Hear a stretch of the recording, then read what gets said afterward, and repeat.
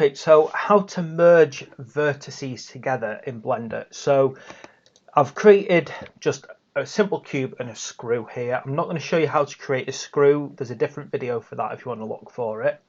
And what I'm going to do is I'm going to combine the vertices from this screw to this cube here. Now for this to work, the number of vertices on both objects need to be the same number. So because this screw was made from a plane, if I go in here, you can see at the very top, I've got 4 vertices.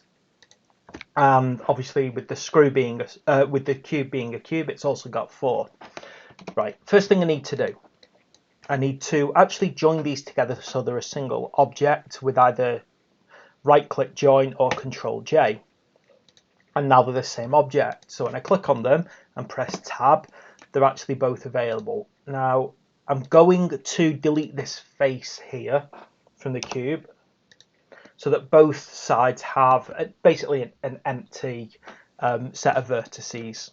Now again, I'm going to head into face now. So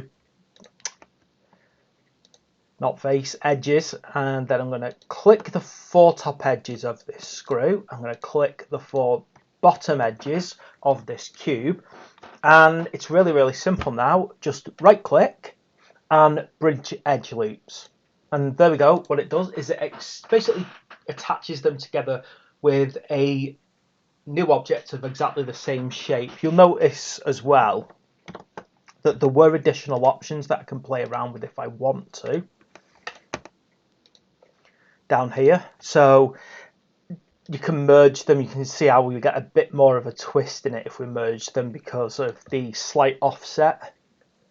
Then I'm not going to use that one. We can also choose different types of loop, but you'll frequently find they don't make much difference, or at least I've not found much difference on a simple merge. You can have a merge factor as well, but again, practicing, keep it at 0.5. You can actually create a twist in it as well, which is quite interesting. So you can actually twist this around and you can create a kind of screwing effect, but it's not particularly good when you're doing squares, connecting 2 squared areas together. You can also add the number of cuts and everything like that. So there's a lot of things you can do. You can actually put more additional segments into it as you go along.